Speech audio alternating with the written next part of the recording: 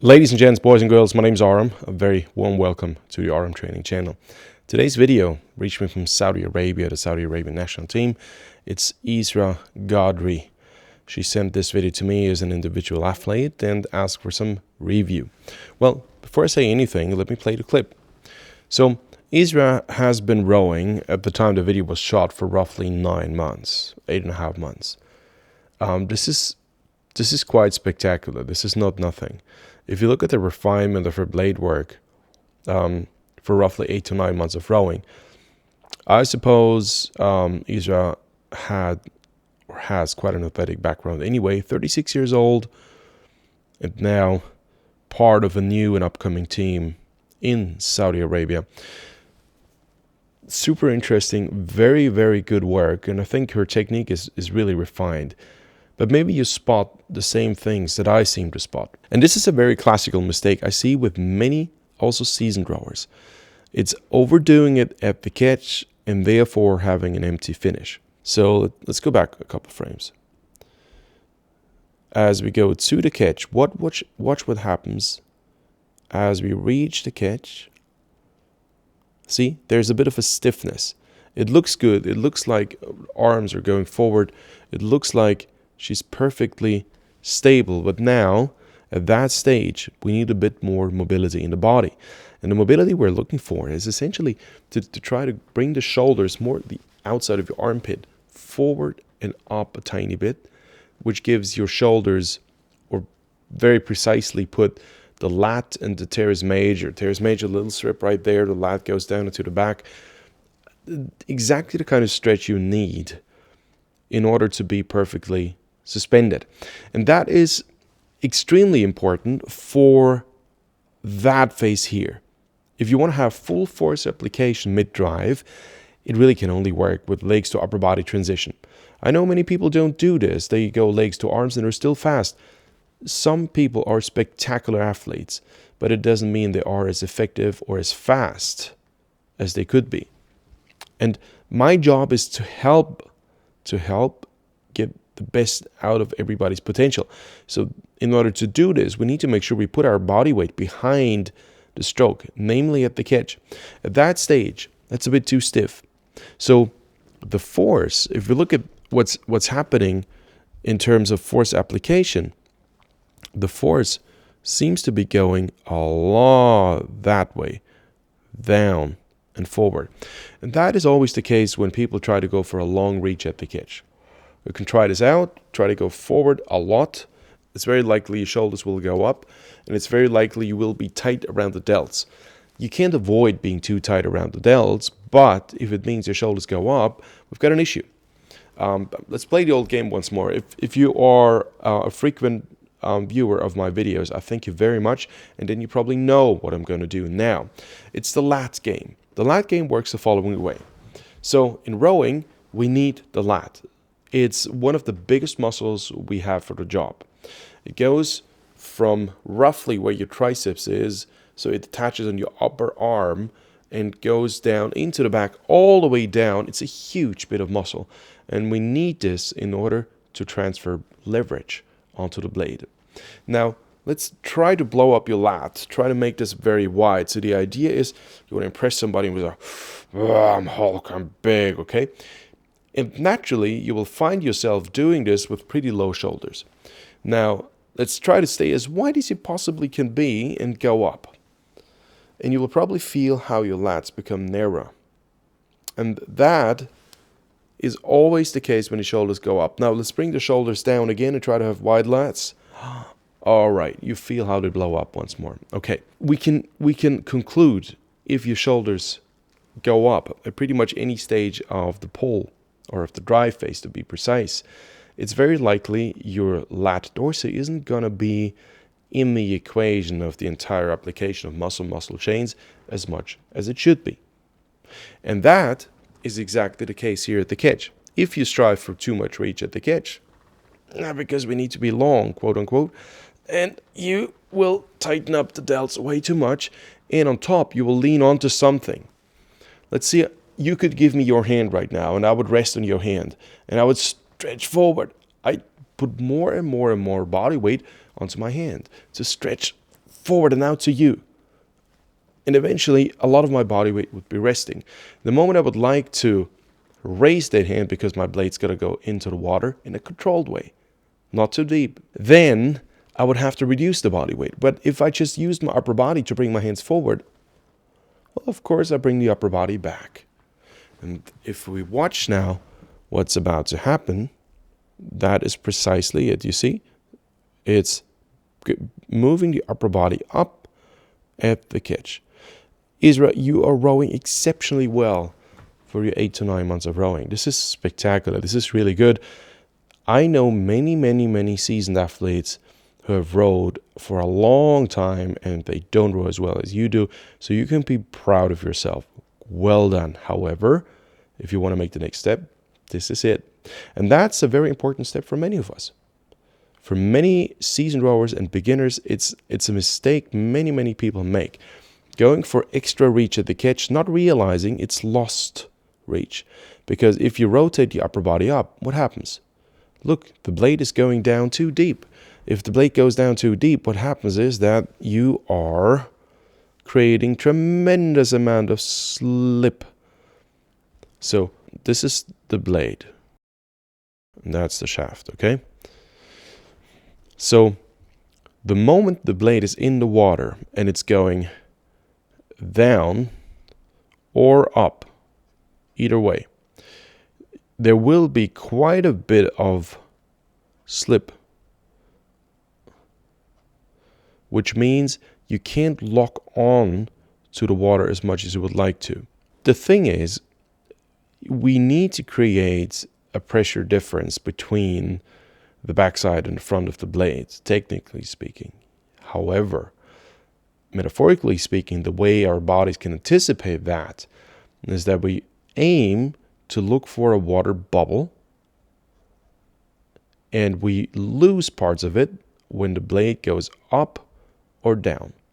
So the idea is we want to place the blade in such a way that it sits right underneath the water surface, or actually if you let it float, it will be slightly above it, and the moment you start to apply a bit of force, it will suck itself right underneath the water surface to where it should be. And then you hold it exactly there. But that requires your shoulder to be stable. It requires your hip joint to be stable so that your hands are vertically stable. The problem is if you are not, see this? If your hands go up because your hip goes, because you rotate around the hip joint, because your shoulders go up, then your blades go deeper. And this is exactly when you generate lots of slip on the blade. So it takes you a long time to find resistance on the blade, and you're looking for it, and the more you're looking for it, the more you're tempted to do more of upper body swing up or bend your arms or do all kinds of weird things just to make sure you find resistance. Some coaches might be deceived, and many years ago, I was one of them as well. I thought the one who's out of the water the quickest has probably contributed more to the boat speed. Today I know the opposite is the case, usually. I mean, if somebody doesn't apply any force and just lets it swim, okay. But you can usually guess pretty well if that's the case. But usually, if you lock on and you hold the water bubble for as long as possible, it's very likely your blade will be in the water a tiny bit longer because it's fixed in the water. We want to move it past. We want to move the boat past the blade, not the blade past the boat. So the idea is that we lock. The idea is that we lock that blade and move the boat in that direction past the fixed blade. So that around the turning point, the rigger, so of course the inboard will move, visually speaking, but it's because our foot stretchers move. There was a technical concept called the sliding rigger. I don't have any footage of it, and if you do, please send it to me. It's a video at aramtraining.com. I would like to explain the concept because it makes much more sense, and it'll be a much faster concept than the fixed rigger systems that we are using today. It essentially allows us not to move in a boat at all.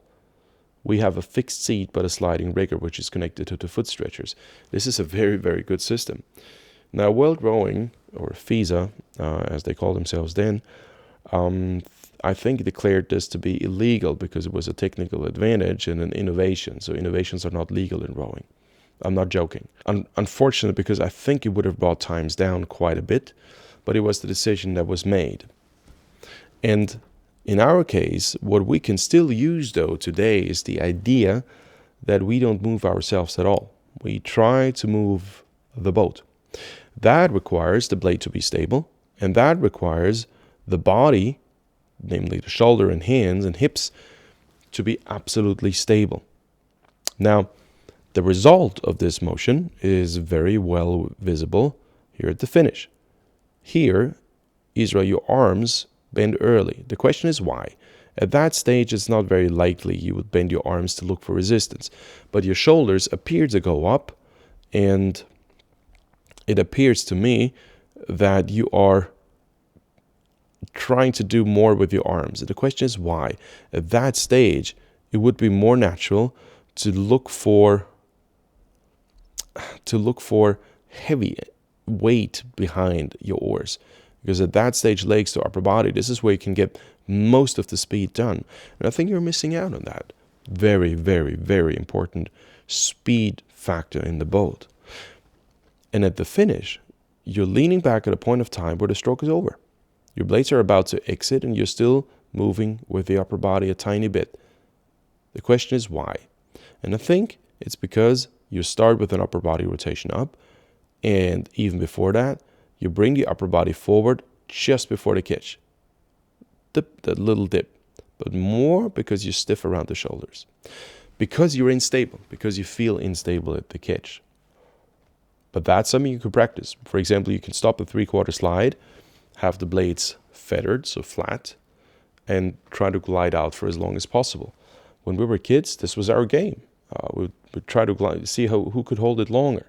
And this is something I recommend everybody does. At various stages of the stroke, you just stop, get your blades out, have them feathered in the air, not squared, and try to glide out. It gives you a good perception of what creates stability and what does not. All right, I will now hop on a bi-rower and show you exactly, and that's very important to understand that, how to stabilize the shoulder and how to stabilize your pelvis, which is quintessentially responsible for your rotation around the hip joint. Now, the problem is Isra, I think you're conditioned on a linear drive erg. And a linear drive erg, you can do this, and you're still going to be fast in these things. But what you actually need to do in a boat is pull diagonally. So you need to go in. It's in and across. And you can't do this with your arms because your legs are too strong. So you need to have enough flexibility so you can transfer energy around the pins inward while using predominantly your legs. And that is not quite the case. And the next problem is how you get into the catch. You're too insecure after 8 months. Understandable, but it's the next step you have to take. You go to the catch and you're too stiff. You wait until your blades are in the water, and then you drive. Then you start to drive. But then your upper body's already started to stabilize itself with a rotation. So of course you need to hold that leg drive somehow, and you will do more of a rotation, which is going to end up here, and then you want to have a bit of a backswing, so you overdo it at the finish. What you need to do is protect your positioning at the catch at all costs. So you go forward, hold it, and you start to drive like this. The idea is to be absolutely that stable here at the catch. How do you do this? You transfer force around the pin with a shoulder suspension. So it's the teres major lat I talked about before. And that happens simultaneously. At the same time, your pelvis has to do the internal rotation forward so you can transfer more from your legs to your core. And then, the way I coach it, especially in the Saturday classes, is to hold the transverse abdominis long. So it goes roughly up to here. It's like a belt, a thick, heavy, long belt of deep muscles around your core. So when you start to drive, if you perceive yourself to be longer from your belt to your sternum, this is how you trigger it. And this is how you transfer a lot of force, and that stabilizes your shoulder not to rotate around the hip joint, and it stabilizes your hands if you go through the lat not to go up as well. So this is how you tackle these two weak points. Isra, thank you very much for sending your video. I hope this helps you. I hope it makes sense the way it was explained. It's really not much that you're missing. About a bit the looseness here, try to go up. So the last bit of the motion is actually not trying to stiffen up and hopefully don't tip. No, it's okay to tip. Just keep your hands symmetrical and go slightly forward and out that rotation here. And try to go for a bit of a stretch around there. This is going to solve pretty much that issue. And then you can lengthen out during the drive and be heavy. And then it's just so much more fun to row that way. All right, ladies and gents, that's about it for today. I hope it was interesting for you. I hope I could present that issue, because it's something that almost everybody has. And if you want to work with me, the best possible option right now is probably to join the Saturday Club. I hold 2 sessions every Saturday. One is probably more suitable for you guys in Asia, Australia, and Europe. It's at 9 a.m. in the morning, Vienna time. This is where I'm based, in Austria, Vienna. And the other session is at 8:30 p.m., so 20:30. That's probably more suited for some of you guys in Europe who would like to do later sessions, and everybody west of Europe, so North and South America. What we do, 45 minutes, always a specific technique topic. It's always one thing. Look, today we do this and try to get the pelvic rotation right, and this is how you do this, and this is what it feels like. And for 45 minutes, we focus on that. The way it works is that pretty much like this camera right now, you set it up next to yourself. You sit on a bar rower or a Concept 2 or an RP3 or a water rower, whatever you have available, or at the boat. Mount an old backstay, use an old phone, install Zoom, have a bit of a balance weight on the other side, and use one phone as a hotspot, and then I can coach you. I see the other side of the blade. I see it from the side. For me, that's, from a coach's perspective, this is heaven, because I'm always next to you. If you want to relive Saturday Club sessions, or the core sessions without ads, or the stretching session without ads, rigging instructions and all that stuff, there's something on aramtraining.com. It's called a video member area, and this is where I put all that stuff ad-free. It's a couple bucks a month, and you essentially get to relive training sessions, follow along videos, and that is something you can cancel every month. So I think it's right now it's roughly $20, $19.90, and you can cancel any month you want. That might be an option for you. With this being said, thank you very much for watching the video. I hope it will help you. And Isra is definitely extremely talented. And the issue she's got is one that almost everybody has. It's always the same thing, not stiffen up here on the outside. Now, if you want to send me your video, please upload it best to Google Drive and send me the link to either aramtraining@gmail.com or video@aramtraining.com. This is how you can send me footage the best way. All right, and I'm trying to find an arrangement with World Rowing. There are a couple athletes I would like to talk about, and they've got a lot of footage on YouTube, so everybody can watch it. And I've sent them a couple messages. Look, let me do a review on these videos. You know, other people do that too. I have very good agreement with Henley, and I'm very thankful for that. So maybe if you see this and you are at World Rowing and you think, okay, let's do something, you know, I would love to cooperate. With this being said, thank you very much for watching, and I'll see you in the very next video.